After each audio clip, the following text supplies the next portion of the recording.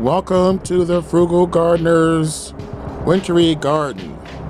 Today we are going to grow potatoes in this container. Yes, it's February. Yes, it's cold, but we're still going to get it done. Stay with me. This is the Frugal Gardener. It is a frigid day in February. I'm outside and I'm about to make a transformation. This is a bin that I threw in. I actually took these from out of my compost bin because they would not break down in time for the spring. It's mostly, as you can see, there's basically stems here. And this is what I started growing back in late January. These are potatoes. Obviously, I'm not going to be able to grow any potatoes in there, so these are going to go into here, which is then going to go into my garage because potatoes aren't going to grow in zone 6B in February. So this is the soil I'm going to use. I'm also going to use this soil here, and I'm probably going to throw some straw in there.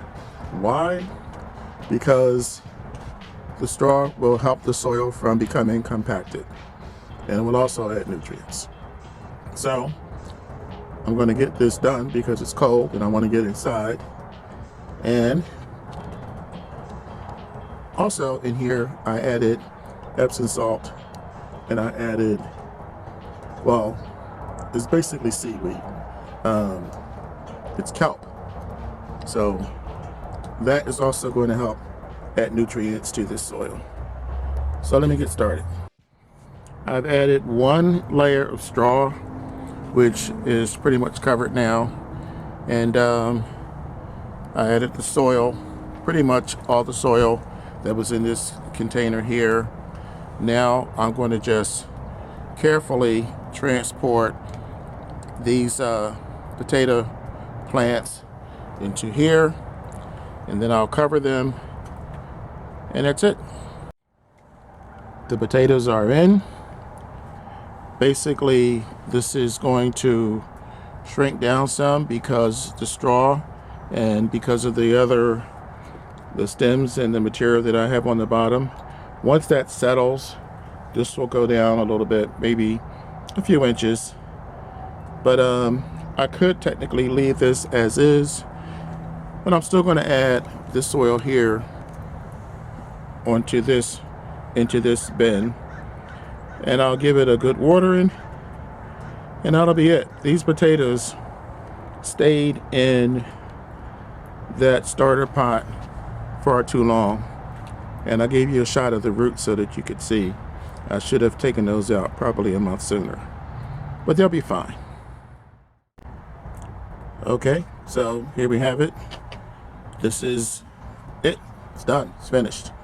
There was a time when I thought that I had to fill this up all the way to the top of the flowers, or at least close to the top.